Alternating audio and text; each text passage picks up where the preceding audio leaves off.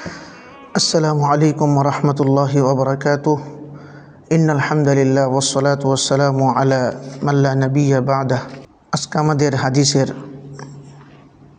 এই ক্লাসে এক মুসলমান আরেক মুসলমানের প্রতি কি হক রয়েছে সেই বিষয় নিয়ে আজকে আমরা একটি হাদিস শুনব ইনশাআল্লাহ। হাদিসটি বুখারী এবং মুসলিম উভয় কিতাবেই একযোগে বর্ণিত হয়েছে হযরত বারা ইবনে আজিব রাদিয়াল্লাহু তাআলা আনহু থেকে।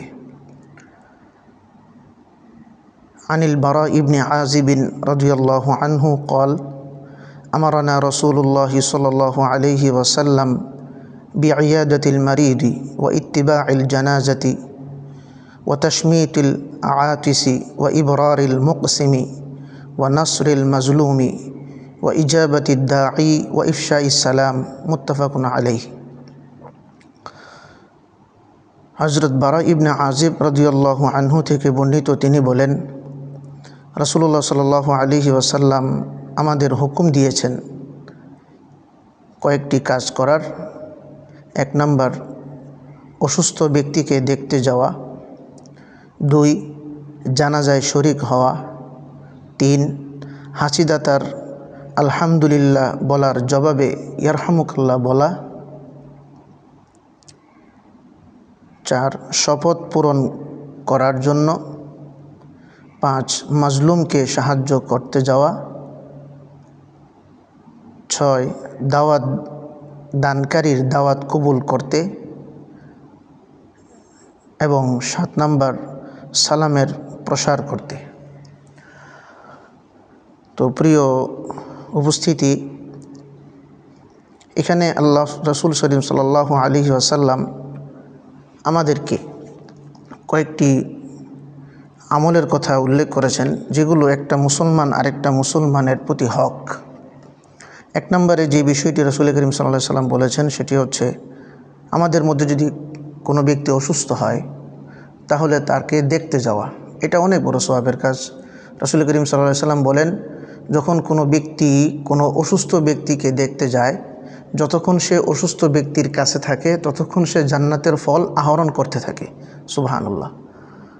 এই জন্য অসুস্থ ব্যক্তিকে দেখতে যাওয়া, দেখার সুরত এমন হতে পারে সরাসরি রোগীকে দেখতে যাওয়া, এবং এই রোগী তো এখন সে অসুস্থ, তার পরিবারটা কিভাবে চলছে সেই ব্যাপারে তার পরিবারের খোঁজ খবর নেওয়া, যেটাকে এক কথায় বলা যায় ইকরামুল মুসলিমিন। দ্বিতীয় বিষয় হচ্ছে, আমরা সকলেই একদিন মারা যাব। আমাদের মধ্যে থেকে কোনো ভাই কোনো বোন যদি দুনিয়া থেকে চলে যান তখন তার জানাজায় শরীক হওয়া, এটা অনেক বড় সওয়াবের কাজ। 3 নম্বর বিষয় যেটা বলেছেন, হাঁচি দানকারী যে ব্যক্তি হাঁচি দেন, হাঁচি দেওয়ার পরে তার জন্য জরুরি মুস্তাহাব আমল হচ্ছে আলহামদুলিল্লাহ বলা। এই আলহামদুলিল্লাহ যখন আপনি শুনবেন বা আমরা শুনবো, তখন আমাদের একটা করণীয় আছে, সেটা হচ্ছে ইয়ারহামুকাল্লাহ বলা। এই ইয়ারহামুকাল্লাহ বলাটা হচ্ছে এখানে এক ভাই আরেক ভাইয়ের প্রতি হক। এরপর আল্লাহ রাসূল বলেন, শপথ পূরণ করা। তোমাদের মধ্য থেকে কোনো ব্যক্তি যদি, আল্লাহ রাসূল বলেন, যদি তোমাদের মধ্য থেকে কোনো ব্যক্তি যদি কোনো শপথ করে, কোনো কসম কাটে, এই কসমটা যেন সে বাস্তবায়ন করে। কারণ কসম যদি কেউ কাটার পরে সেটা বাস্তবায়ন না করে তাহলে তার জন্য কাফারা ওয়াজিব হয়ে যায়। তারপরের বিষয়টা হচ্ছে, কোনো মাজলুমকে সাহায্য করতে আল্লাহ রাসূল আদেশ করেছেন। অর্থাৎ আমাদের মধ্যে কোনো ব্যক্তি যদি কোনোভাবে মাজলুম হয়, ওই মাজলুমকে সাহায্য করা, এটা এক মুসলমান আরেক মুসলমানের প্রতি হক। এরপর আল্লাহ রাসূল বলেন, দাওয়াত দানকারীর দাওয়াত কবুল করা। কোনো ভাই যদি কোনো ভাইকে দাওয়াত দেয়, খাবারের দাওয়াত হতে পারে, দিনের দাওয়াত হতে পারে, ওই দাওয়াতটাকে কবুল করা। দিনের দাওয়াত দিলে তো কবুল করা, এমনিভাবে যদি দুনিয়ার কোনো দাওয়াত দেয় হালাল দাওয়াতের, ওইটাকে কবুল করা, এটা এক মুসলমান আরেক মুসলমানের প্রতি হক।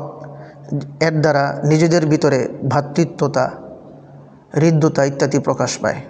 এতে করে সমাজ সুন্দর হবে, দেশ সুন্দর হবে, রাষ্ট্র সুন্দর হবে। এরপরে রাসূল করিম সাল্লাল্লাহু আলাইহি ওয়াসাল্লাম সর্বশেষ যে বিষয়টির আদেশ দিয়েছেন এই হাদিসে, বিষয়টি হচ্ছে ব্যাপকভাবে সালামের প্রচার প্রসার ঘটানো। আল্লাহ রাসূল অন্য হাদিসে বলেন, আফশুস সালাম বাইনাকুম, তোমরা তোমাদের মাঝে সালামের ব্যাপকতা করো। এক সাহাবী বলেন, আল্লাহ রাসূল বলেন, যদিও গাছের আড়াল হয়, অর্থাৎ গাছটার সামনে একবার আপনার সাথে তার দেখা হয়েছে, তাকে সালাম দেন, আবার গাছের আড়ালে আবার যদি দেখা হয় তাহলে আবার তাকে সালাম দেন। আল্লাহ তাআলা আমাদেরকে এই হাদিসের ভিতরে রাসূল করিম সাল্লাল্লাহু আলাইহি সাল্লাম যে সমস্ত বিষয়গুলো উল্লেখ করেছেন সেগুলো উপর পরিপূর্ণভাবে আমল করার তৌফিক দান করুন। আসসালামু আলাইকুম ওয়া রাহমাতুল্লাহি ওয়া বারাকাতুহু।